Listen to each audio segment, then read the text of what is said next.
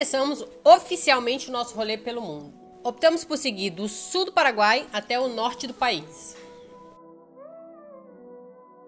A festa junina nos recebeu em Encarnación e seguimos percorrendo o Paraguai até chegarmos a Asunción. Tudo era novo pra gente, a gente não tinha nenhuma experiência com relação a fronteiras, entrada e saída do país, entrada de carro, entrada de cachorro, tudo era novo. Nesse vídeo você vai ver a gente percorrer o centro e o norte do Paraguai e também a nossa saída frustrada pra Bolívia. Vamos seguir?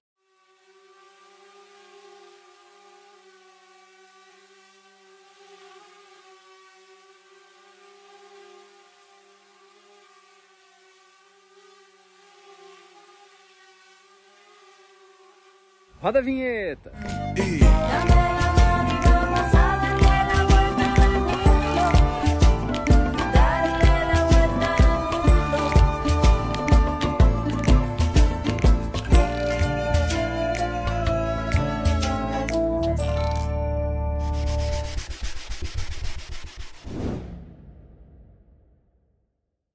Chegamos a Asunción. A gente ficou numa casa de uma família linda.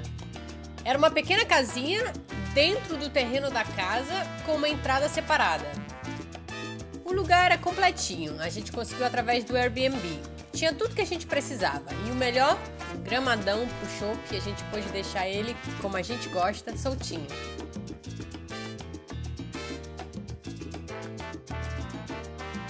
Conhecemos a Noélia, o Edgar, o Gonza e o Peluche. Isso mesmo, Peluche. Peluche é pelúcia em espanhol, mas o peluche não é uma pelúcia. Quer dizer, é uma pelúcia, mas o peluche é o cachorro de verdade. Esse daí é o peluche, olha aí. Essa família nos fez começar a entender a importância de você não só participar da cultura, mas de você também se envolver com a cultura. Pausa aqui. Para vocês nos conhecerem um pouco melhor, quando a gente iniciou essa viagem, a gente pesquisou muito sobre outras pessoas que fizeram algo parecido. A gente viu vídeo de pessoas que fizeram esse tipo de expedição, de viagem, e a gente foi conhecendo melhor como seria. E a gente foi vendo que a maioria fazia com motorhome. Seja uma van, seja uma Kombi, o fato é que eles construíam uma casinha sobre rodas e saíam. E fazendo isso, essas pessoas elas ficam praticamente totalmente independentes. Imagina, você ter a sua própria casinha e você poder dormir em praticamente qualquer lugar. E o motorhome, ele te dá isso, ele te dá mobilidade e estrutura para você poder fazer isso, ele te dá muita independência. Ao mesmo tempo, a gente pensou que a gente não queria ser tão independente. A gente queria viver um outro tipo de vida. A gente queria vivenciar e estar com as pessoas. Viver bastante a cultura local, ser mais dependente e fazer o que os locais fazem. Afinal de contas, esse era um pouco o propósito, absorver o máximo que a gente puder de experiências e para você absorver, você tem que participar e se envolver, para isso começar a construir um novo estilo de vida.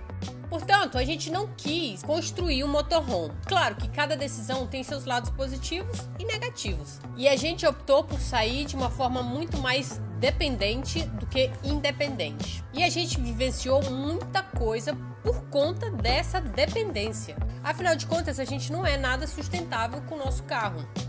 A gente precisa de ajuda o tempo todo, praticamente. E daí veio a decisão da gente sair com o nosso carro, levar um pouco de material de campo, caso a gente quisesse fazer algo diferente, dormir num lugar diferente, na natureza. Enfim, tudo tem perdas e ganhos. E essa foi a nossa decisão. Corta pro Paraguai novamente. Essa família nos acolheu. A gente acompanhou eles no dia a dia deles, viveu um pouco da vida deles. E eles permitiram que a gente vivenciasse um pouco uma parte bem legal da cidade deles, Asunción. E como eu já comentei, os paraguaios, eles são uma atração à parte. Acho que a gente vibra mais ou menos na mesma sintonia latina.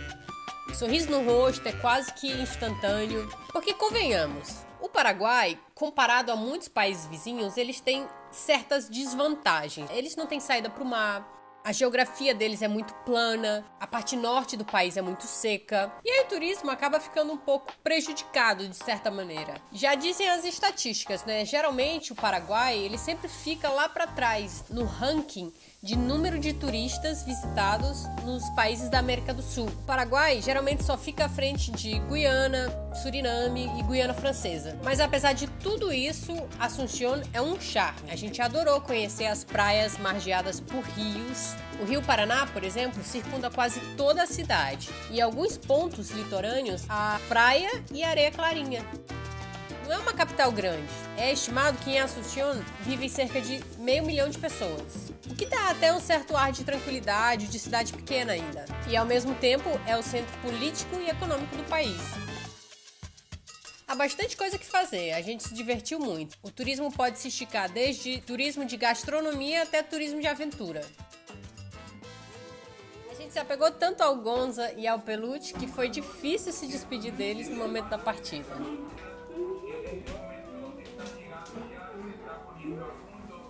A partida. E é aqui que começa a saga. Na nossa cabeça, a gente está determinado a seguir caminho pela Bolívia, que era o único país com fronteira aberta naquele momento. E a gente queria seguir a todo custo. Lembrando, isso é julho de 2021, no meio da pandemia. Pouquíssimas fronteiras estavam abertas e aquelas que estavam abertas te pediam várias coisas. Comprovação de vacina, exame Covid e por aí vai. Ou seja, se locomover entre países naquele período era muito dificultoso, mas a gente estava determinado. Descobrimos uma fronteira no norte do Paraguai que estava aberta com a Bolívia. Seguimos para lá. Está tudo bem. Comemos aqui. O Chopp já comeu também.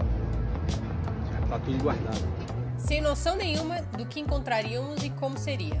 Sempre falamos que a gente criou algumas regras de ouro que a gente evita quebrar a qualquer custo. Uma delas é não dirigir à noite e uma outra é não dar carona. A gente vai explicar um pouco mais dessas regras no próximo vídeo. O fato é que nesse trecho, a caminho da Bolívia, a gente quebrou um monte de regra de ouro.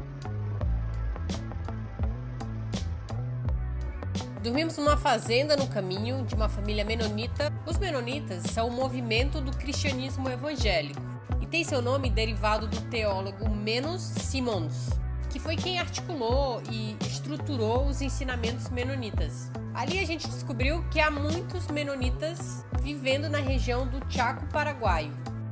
E ali a gente já estava pertinho da fronteira, norte do Paraguai. Uma região mais inóspita, por alguns motivos. Geografia muito árida e o clima quente e seco. Por isso, essa é a região menos povoada de todo o Paraguai. As cidades são muito pequenininhas e tem pouco recurso em geral. Saímos da fazenda pela manhã cedo com o intuito de cruzar a fronteira naquele mesmo dia. A dona da fazenda nos pediu para levarmos o Marcos. O Marcos é um alemão, um andarilho viajante que está viajando o mundo a pé. Chegamos lá, nos apresentamos e aguardamos a nossa vez de fazer o teste. Nessa época ainda tinha muito medo e muito estigma ao redor do vírus. As pessoas ainda mantinham muita distância, tinha muita proteção e a gente fez o teste dessa forma aí.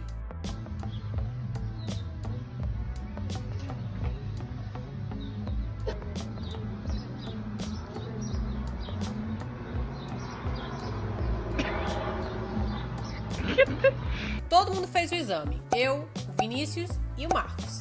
Lembrando, tudo isso feito num lugar muito quente, muito seco. Então o processo todo ele já torna-se um pouco mais incômodo por conta do Chopp, que sofre bastante. A gente sabe que ele não curte o calor, que ele sofre um pouco por conta do pelo. E a gente sempre tenta proporcionar o melhor para ele, mas não teve jeito. A gente teve que fazer o exame, esperar, torcer para ser negativo, para depois seguir para a fronteira. Pela tarde, como a gente até já imaginava, o resultado atrasou. E a gente teve que esperar mais ainda. Então a gente foi receber o resultado dos nossos exames no final da tarde. Todos negativos. Com exames em mãos, finalmente seguimos para a fronteira. A gente foi chegar na fronteira pela noite já. Chegando lá, só tinham 2 pessoas trabalhando e infelizmente a gente não conseguiu entrar. A fronteira pediu um exame PCR e a gente fez o exame antígeno. Não teve jeito. Então, voltamos todo o caminho de novo, lá para a fazenda de onde a gente saiu. Afinal de contas, a gente tinha uma carona conosco e a gente não podia deixar o Marcos em qualquer lugar. E ali na fazenda, tendo passado por tudo isso, a gente tomou uma decisão.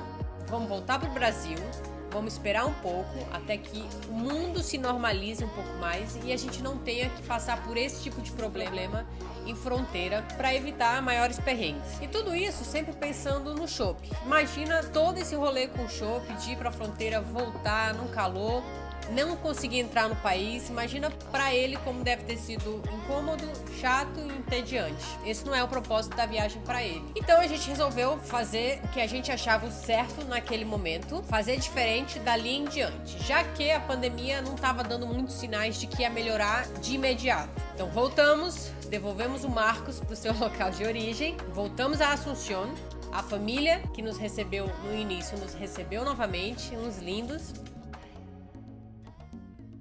E aqui outra pausa para os paraguaios. No momento que eu entrei em contato com eles, eu mencionei as dificuldades, comentei o que a gente passou, eles logo falaram, podem voltar, podem ficar aqui alguns dias até vocês se reorganizarem para vocês seguirem para o Brasil de forma organizada. Nos receberam de braços abertos. Ficamos lá alguns dias com eles, nos reorganizamos e seguimos caminho para o Brasil. Antes de seguir direto para o Brasil, a gente fez uma parada no Lago Ipacaraí. Esse é um destino muito turístico para os paraguaios, afinal eles não têm praia. Fica no norte de Asunción e é o local de veraneio do país. Inclusive muita gente tem casa de veraneio por lá. A gente ficou em uma dessas.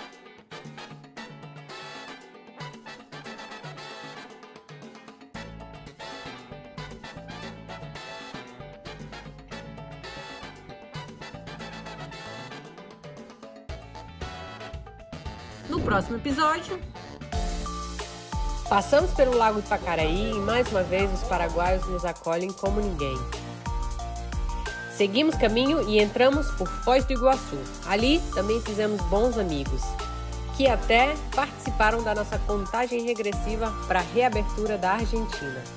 Primeiros quilômetros percorridos em solo Argentina. A gente vai ganhando mais experiência e aprendendo mais. Então, estamos super felizes.